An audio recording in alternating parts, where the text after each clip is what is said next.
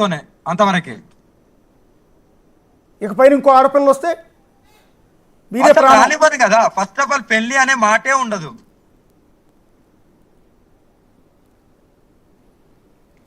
నేను అనేది ఇప్పుడు ప్రస్తుతానికి ఓకే, ఒక నెల రోజుల పాటు ఓకే, ఒక 2 నెలల పాటు ఓకే, మీరు ఆశ్రమం పెట్టిన తర్వాత 1 సంవత్సరం 2 సంవత్సరాలు కూడా ఓకే. కానీ 2 సంవత్సరాల తర్వాత అమ్మాయి వయసేం అయిపోలా, అంత 23 ఏళ్ళు, పట్టుమని చిన్న 23 ఏళ్ళు. అవును, ఇంకో 2-3 ఏళ్ల తర్వాత ఆ పిల్లకి నేను ఆడపిల్లనన్న సంగతి నాకు కూడా 27 ఇయర్స్. నేనేం పెద్ద 40, 50, 60, 70 లేదు, జస్ట్ 27. కాదమ్మా, నేను అనేది ఏంటంటే ఒక 4 రోజుల తర్వాత ఆ పాప రియలైజ్ అవ్వచ్చు కదా. రియలైజెన్స్ మీన్స్ నేను ఏంటంటే నేను ఒక ఆడపిల్లని, నాకు కూడా ఒక ఫిజికల్ నీడ్ కావాలి, నేను కూడా పిల్లల్ని కనాలి అని అనిపించవచ్చు కదా. ఆల్రెడీ చెప్పింది కదా, అలాంటి ఫీలింగ్స్ ఏమి ఉండయి, వాటిని కూడా నేను కట్టుదిట్టంగా చేస్తాను. చంపుకుని ఆమెతో హ్యాపీగా ఉండాలని సిద్ధపడ్డాకే మేము పెళ్లి చేసుకున్నాం. నా మనసు ఎప్పటికీ మారదు, నేను ఎప్పుడూ ఆమెతోనే ఉంటాను. మరి దీన్ని మీరు లీగలైజ్ చేసే ప్రయత్నం ఏమైనా చేస్తారమ్మా? నేను అనేది ఏంటంటే ఇప్పుడు మీరు ప్రకృతి విరుద్ధంగా మీరిద్దరు పెళ్లి చేసుకున్నాం అంటున్నారు. సరే ఓకే, అమ్మాయి మేజర్ కాబట్టి అమ్మాయి ఇష్టం. మా వర్షన్లో మేము హ్యాపీగా ఉన్నాం, హ్యాపీ అంతా కరెక్టే ఉంది. నేను చిన్ను నేను చెప్తున్నా కదా, నువ్వు ఇంటర్వ్యూ అయిపోయిన తర్వాత వచ్చేసాయి, నువ్వు నాకు కాల్ చేయి, నువ్వు ఎక్కడ ఉండాలి ఏందని నేను చెప్తాను. అంటే మీ మీద పోలీసు కిడ్నాప్ కేసు పెట్టే అవకాశం ఉంటుంది కదమ్మా, ఇంకొకరు ఆడబిడ్డను మీరు ఎత్తుకుపోయారని. ఎందుకంటే లీగల్ కాదు కదా, ఇది లీగల్ కాదు కదా. అంటే నేను వాళ్ళ వైపు నుంచి అడుగుతున్నా, నా సొంతది కాదమ్మా, నా సొంతది కాదు, నేను వాళ్ళ వైపు నుంచి అడుగుతున్నా. అంటే కిడ్నాప్ చేయాలి అంటే కిడ్నాప్ చేసినా కానీ ఒకే మీడియాకి ఇంత బహిరంగంగా వచ్చి చెప్పుకోం కదా. నన్నేం కిడ్నాప్ చేయదని నేను చెప్తున్నా కదా, నన్నే కిడ్నాప్ చేసాను పెట్టారు కదా. మీ ఇద్దరి కలయిక చట్టబద్ధం కాదు అంటే ఇష్టపడ్డాం కదా, మా మనసులు కలిసాయి కదా. ఇంకా వేరే అబ్బాయిని చేసుకోను, వేరే అతన్ని చూడను, నాకు ఈమె కావాలి అంటే ఏం చేస్తారు? ఈమె లేకపోతే నేను చచ్చిపోతాను అంటే ఒక ప్రాణం తీసేస్తారా చట్టం? అంటే అఘోరి అమ్మా, నేను అనే మాట్లాడతాం మీకు బాగా అర్థమై ఉంటుంది, ఎందుకంటే మీకు అన్నీ బాగా తెలుసు, నాకన్నా బాగా తెలుసు. మిమ్మల్ని సూటిగా అడుగుతున్నాను. నేను కూడా 23 ఏళ్ల వయసు ఉన్నప్పుడు పెళ్ళే చేసుకోవద్దు అనుకున్నా. పెళ్ళొద్దు, ఆ జన్మ బ్రహ్మచారిగా ఉండిపోదాం, హ్యాపీ ఉంటుంది, సంతోషం ఉంటుందని అనుకున్నా. కానీ 28వ ఏళ్ళు వచ్చేటప్పుడు పెళ్లి చేసుకుని ఈరోజు నాకు 2 పిల్లలు, నా అంత కొడుకున్నాడు అప్పుడే. అంటే బాహుబంధాల నుంచి నేను తప్పించుకోలేకపోయాను. నానా నేను ఇక్కడ ఆ అమ్మాయికి నా దగ్గరికి వచ్చిన తర్వాత కామాన్ని మొత్తము ఆపేస్తాను, అమ్మాయికి కామం కూడా రాదు, ఓకేనా? అది నాకు తెలుసు ఎలా చేయాలో, అది మాకు సాధ్యమే కాబట్టి ఆ కామం అనేది రాకుండా నేను చూసుకుంటాను, ఓకేనా? అదే మీకు అందరికి ఇబ్బంది అయితే దాన్ని నేను ఆపడానికి కూడా సిద్ధంగా ఉన్నాను. ఆల్రెడీ ఎంతో మంది ఉన్నారు కదా. కానీ మీకు కొన్ని ఫిజికల్ నీడ్స్ ఉన్నట్టు ఉన్నాయి కదా. నాకేం ఉండదు. అంటే ఒక వీడియో చూశాను అమ్మ, మీరు నొచ్చుకోనంటే మిమ్మల్ని సూటిగా చాలా మందికి వస్తున్న డౌట్ మిమ్మల్ని అడుగుతున్నాను ఇక్కడ. ఒక వీడియో చూశాను, ఎందుకు నాకు ఇబ్బంది అనిపించింది, చాలా ఇబ్బంది అనిపించింది. అందులో ఆ సోఫాలో ఎవరో కుర్రాడు విష్ణు అనుకుంటా పడుకునుంటే మీరు అతని మీద అది కామెడీగా రీల్ తీసింది, మా చిన్న రీల్ తీసింది యాంకర్ ఉన్నప్పుడు. ఓకే, అది వాళ్ళ ఛానల్లో పోస్ట్ చేయడానికి తీసింది. అక్కడ ఏం జరిగిందంటే నేను ఆయన తలకాయని పట్టుకున్నా, ఆయన ఇలా తిరిగిన తర్వాత ఆ వీడియోలో వచ్చింది, దాన్నే కట్ చేసుకొని పెట్టారు. వెనక వీడియో ఎందుకు పెట్టలేదు? ఆ కామెడీ చేసిన వీడియో ఎందుకు పెట్టలేదు? ఓన్లీ మీద పడే వీడియోని ఎందుకు పెట్టిండు? ప్లస్ మా మమ్మీ మా డాడీ బెడ్ పైనే ఉన్నారు. ఓకే, పక్కనే ఉన్నారు. మీరే వీడియో మమ్మీ కనిపిస్తున్నారు కదా. ఇప్పుడు ఆ వీడియో మీరే తీశారా? నేనే రీల్ లాగా తీశారా? ఓకే, అంటే బేసిక్ గా ముందుది వెనక్కి తీయట్లేదు, మధ్యలో బిట్టే వేస్తున్నారు, ఎందుకు అలా అంటే? అఘోరి అమ్మ, ఆ వీడియో చూసిన తర్వాత చాలా మందిలో మీరంటే కొద్దిగా వ్యతిరేక భావన పెరిగింది, ఇన్క్లూడింగ్ మీ. ఎందుకంటే ఆ వీడియో చూడగానే ఏంటంటే కొంచెం వికృతంగా అనిపించింది, అంటే అసహజంగా వికృతంగా. నేను ఒకటే చెప్తున్నా, ఓకేనా? ప్రజలు ఏమనుకున్నా పర్లేదు, సొసైటీ ఏమనుకున్నా పర్లేదు, ద లైఫ్ లీడ్ చేసేది మేమిద్దరం. మేము ఎలా ఉంటాము అనేది మాకు తెలుసు, ఓకేనా? ఒకవేళ ఇదే చిన్న వర్షిని వచ్చి లేదు ఇలా అని చెప్తే అప్పుడు మీరు ఖండించండి, ఆ అవకాశం మీకు ఇస్తాను, కానీ అంత దూరం కూడా రాదు, ఓకేనా? 5 ఇయర్స్ అయినా 10 ఇయర్స్ అయినా కానీ నా ఆమెతో ఉంటాను, నా డెసిషన్ ఎలానూ మారదు.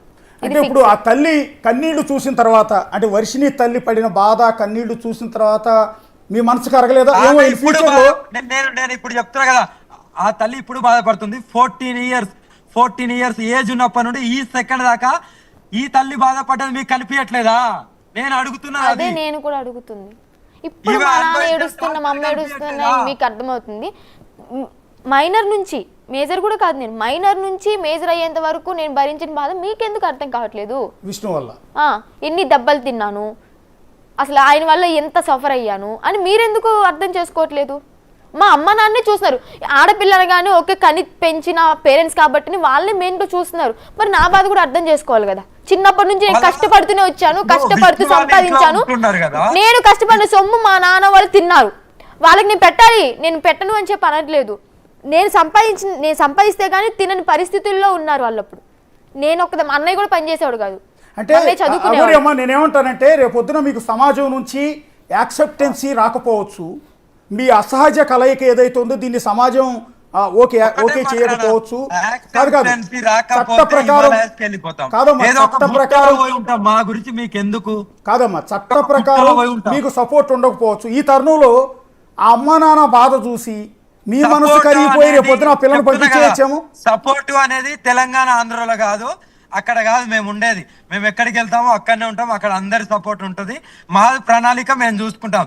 దీంట్లో ఎవరు ఇన్వాల్వ్ అవ్వాల్సిన అవసరం లేదు. ఎవరైనా ఇన్వాల్వ్ అయినా నేను ఊరుకునేది లేదు. అంటే రేపొద్దున ఆ కన్న తల్లి తండ్రి బాధ చూసిన తర్వాత మీ మనసు కరగొచ్చేమో, వాళ్ళ బిడ్డను మీరు పంపించేసే ప్రయత్నం చేయొచ్చు కదా. నేను వాళ్ళని కూడా చూసుకోవడానికి సిద్ధంగా ఉన్నాను. వాళ్ళకి ఏం కావాలన్నా వాళ్ళకి ఇవ్వడానికి నేను సిద్ధంగా ఉన్నాను. రేపొద్దున మీ ఆశ్రమంలోకి ఆ తల్లిదండ్రి సిద్ధంగా ఉన్నాను. మీ ఆశ్రమంలోకి ఆ తల్లిదండ్రి వస్తే చూసుకుంటారు మీరు కూడా?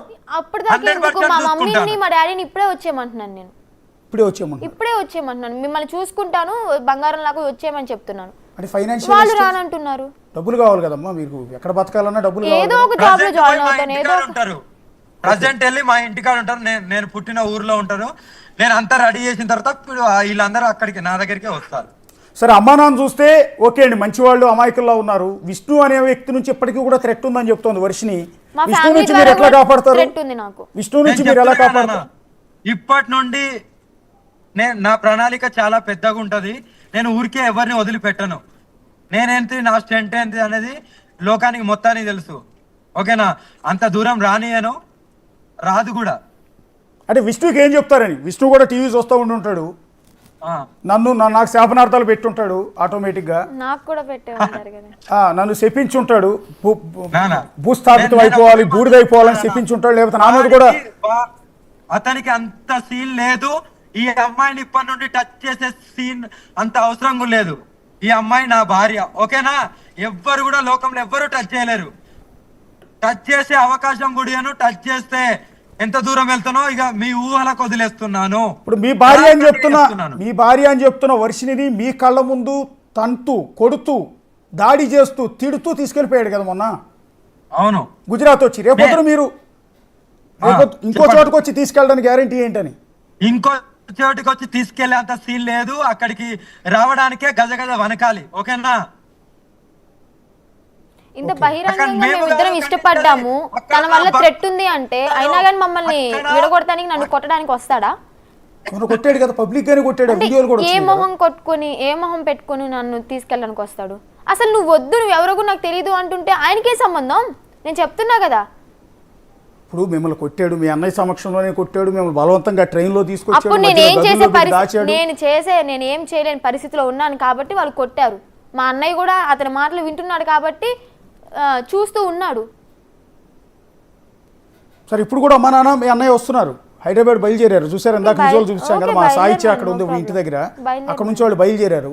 నేను వెళ్ళిపోతాను కదా లైవ్ అయిపోగానే కదా. మరి రేపొద్దు నువ్వు వెళ్ళిపోయావు, మీ అమ్మ నాన్నకి ఏమైనా జరిగితే ఏమంటానంటే తట్టుకోలేరు కదా వాళ్ళు. వాళ్ళకేం జరగదండి, నేను చెప్తున్నా కదా, వాళ్ళకేం జరగదు. ఆల్రెడీ మీ నాన్న హెల్త్ బాగాలేదు కదా పాపం, ఆయన ఆల్రెడీ పెరాలసిస్ స్ట్రోక్ ఏదో వచ్చింది, బ్రెయిన్ స్ట్రోక్ వచ్చిందంటే ఇప్పుడు కూడా మాట్లాడలేకపోతున్నాడు పాపం. మొన్న కూడా మాట్లాడినప్పుడు డాడీ అంటే బాగున్న దగ్గర నుంచి డాడీ వాయిస్ అంతే కాదు.